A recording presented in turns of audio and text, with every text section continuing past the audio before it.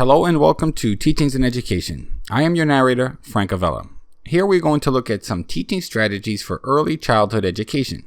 First off, it's important for teachers to speak slowly and not rush their words.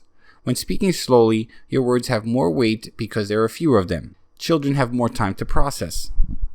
For very young children, they will not be able to grasp abstract ideas. Educators should use concrete objects for instruction.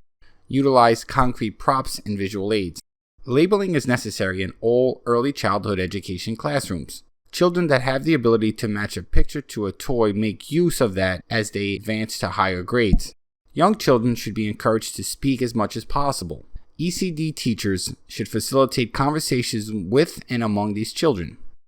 Early childhood teachers have recommended getting students into gardening. With gardening, students are able to observe, discover, explore, experiment, and nurture their plants. Multi-sensory lessons engage students through two or more of the senses. Teachers may show pictures and explain what they mean at the same time. Be sure to allow time for play. Play is such an important factor of a child's development. With play, children learn how to negotiate, solve problems, and work with other children. Many teachers in ECD bring in a class pet. Pets actually provide companionship and emotional support. Instruction often begins with teaching numbers and counting. Incorporate counting as a daily activity. Number rhyming is a fun way to teach counting. Having daily routines is also important. Routines provide a sense of structure and eliminates the unpredictability of daily lessons. It also helps save time during transitions. Most teachers integrate art into early childhood education classes. In reality, art promotes visual, motor, and social skills in young children. A moment ago, I mentioned transition management, and that is the time saved from moving from one classroom activity to the next. I remember watching my son's ECD teacher using puppets to show and explain topics and teach curriculum.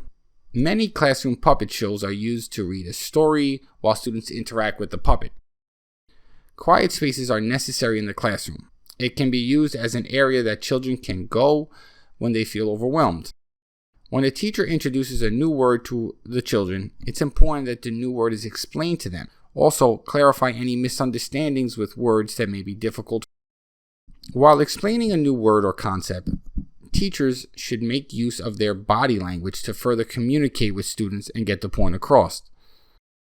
Young children have very limited attention spans.